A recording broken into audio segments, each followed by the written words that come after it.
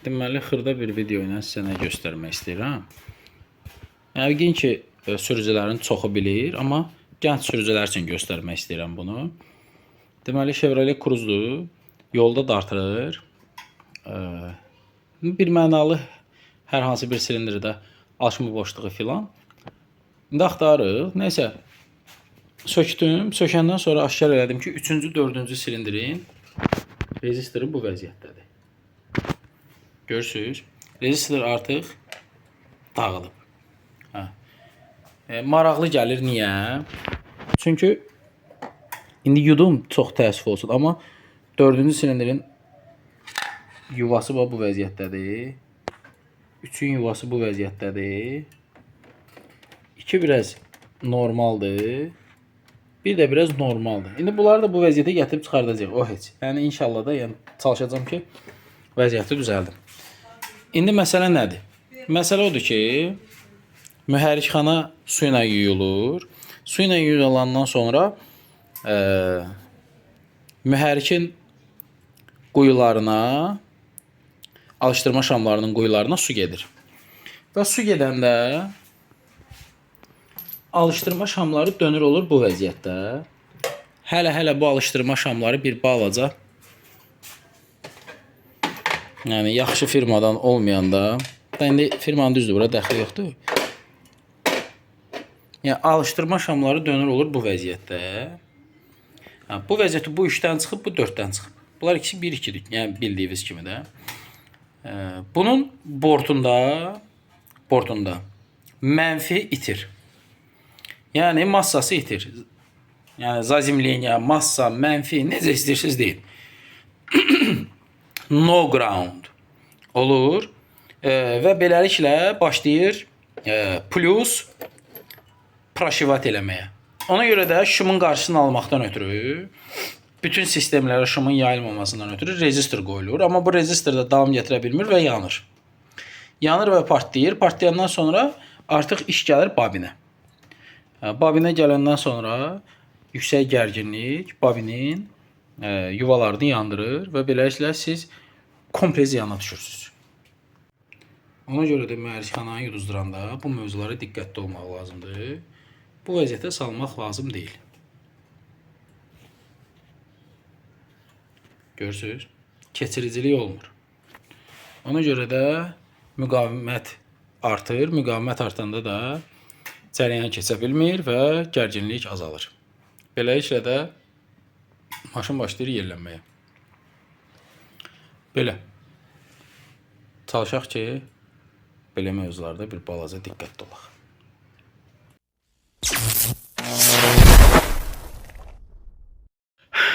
Deməli, Malibu'dur.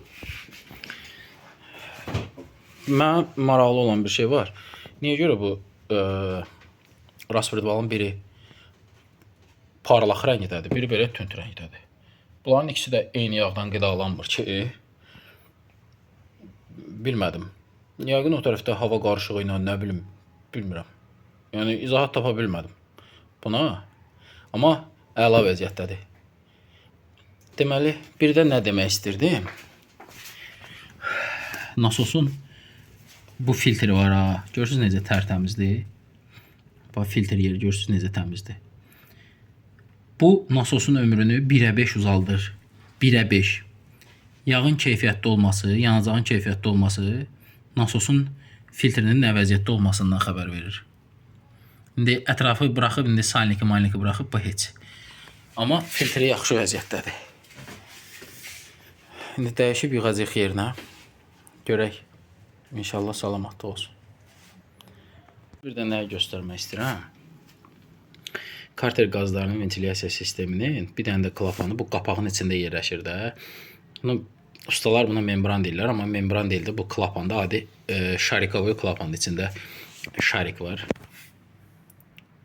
Bu belə vəziyyətdə olur da burada. Səliqə ilə çıxartsaq çıxır. Bax. İçində adi şarik var.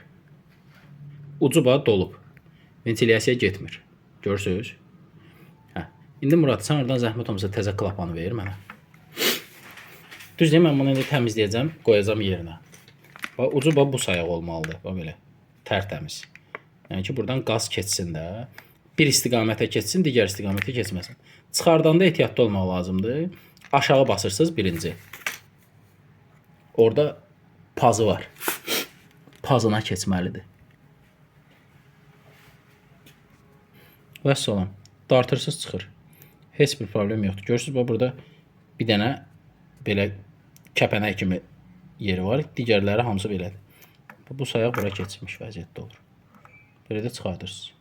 Təmizləyirsiniz, qoyursunuz yerinə. Vəssalam.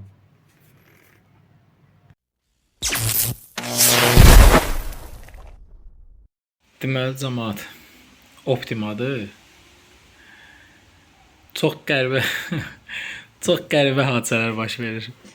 Daha doğrusu qəribə baş vermir. Mən yəni ömrü boyu başıma gəlməyən şey başıma gəlib bu maşında. Deməli, məsələ nədir? Bu avtomobil mənə gəlib VVT-nin işləməməsi ilə, bu motorçikin işləməməsi ilə. Nəysə, yoxladım, qərar verdim ki, motorçikin özü xarabdır. Kişi qarajdan çıxmaq istədi, zaslonka işləmədi.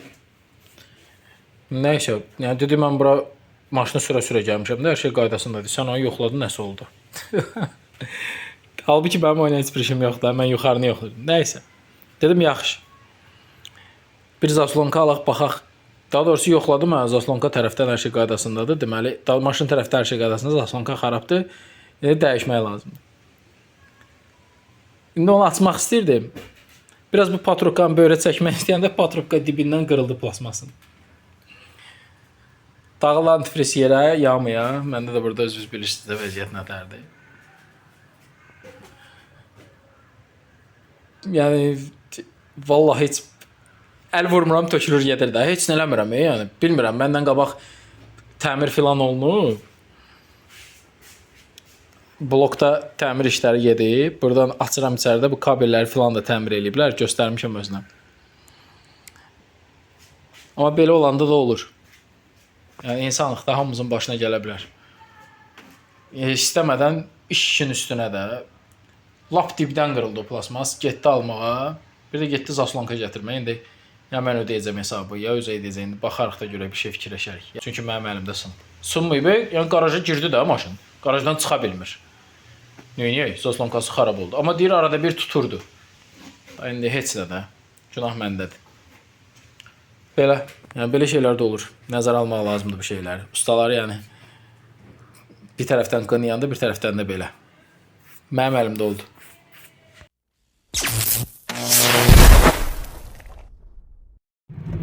Deməli, videoda gördüyünüz avtomobilin kontaktını bağlayandan sonra sönmür.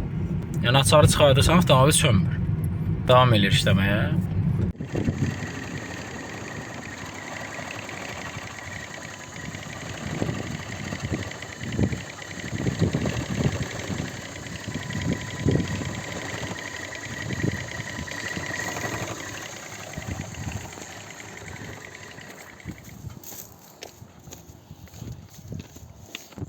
Əlbəttə ki, hamı elə fikirləşir ki, bu evapdandır.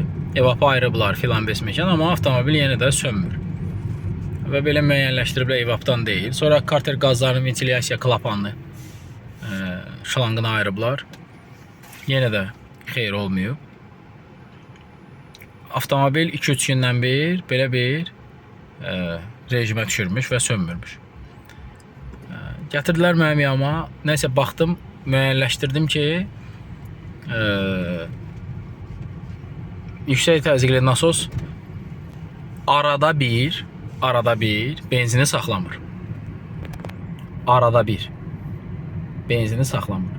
O arada bir saxlamadığı müddət ərzində nə vaxt ki saxlamır benzini, həmin anda plunjerdən benzin tökülür və dolur karterə. Və karterə dolmağı ilə də zənginləşdirir yanacağı və yağın tərkibini benzinlə doldurur. Benzinlə də iyi gəlir. Və beləliklə orada yağ parları ilə bir yerdə benzin parları da əmələ gəlir. Və mühərrik dayanandan sonra, daha doğrusu kontaktı qapayandan sonra, kontaktı qapırsınız, avtomobil dayanmır. Çünki benzin parları və yağ parları ikisi bir yerdə qarışıq şəkildə mühərriki axmağa davam edirlər. Və beləliklə avtomobil sönmür. Qərar alındı ki, yüksək təzyiqli nasos dəyişilsin və beləliklə avtomobilin dərdi həll olundu. Avtomobil çox rahatlıqla öz işini başa vurur. Belə, dedim ki, bundan da məlumatınız olsun.